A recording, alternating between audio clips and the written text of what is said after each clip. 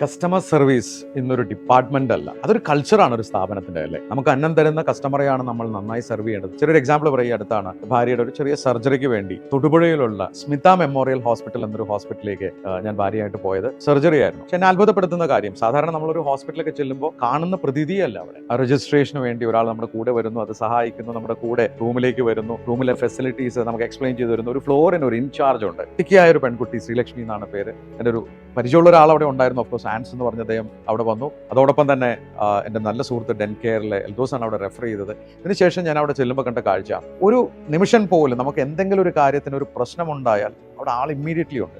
എന്നെ അത്ഭുതപ്പെടുത്തിയ വേറൊരു കാര്യം, സർജറി ചെയ്തൊരു ENT ആയിരുന്നു ഡോക്ടർ സനു മരി.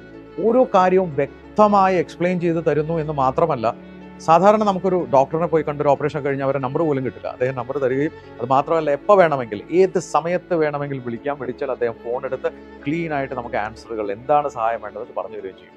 അതിനേക്കാളൊക്കെ ഉപരി സാധാരണ നമ്മളൊരു റിസോർട്ട്സിലൊക്കെ പോകുന്നൊരു പ്രതീതിയായി പോയിരുന്നു. വളരെ ക്ലീൻ ആൻഡ് നീറ്റ് ക്യാൻറ്റീൻ, ഫുഡും നല്ലതാണ്. എൻ്റെ ജീവിതത്തിൽ ആദ്യമായിട്ടാണ് ഒരു ഹോസ്പിറ്റലിൽ പോയിട്ട് ഇറങ്ങി വരുന്ന സമയത്ത് ബാഗുകളൊക്കെ പിടിച്ച് താഴെ വന്ന് വണ്ടിയിൽ കയറ്റി യാത്രയാക്കുക എവിടെയെങ്കിലും നമ്മൾ കേട്ടിട്ടുണ്ടോ?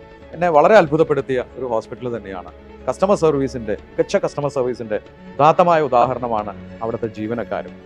അതുകൊണ്ട് നമ്മൾ എപ്പോഴും ശ്രദ്ധിക്കുക, നമുക്ക് അന്നം തരുന്ന കസ്റ്റമറെ നമ്മൾ എങ്ങനെ സേവിക്കണമെന്ന് പഠിച്ചാൽ മാത്രമാണ് ബിസിനസ് വളരുന്നത്.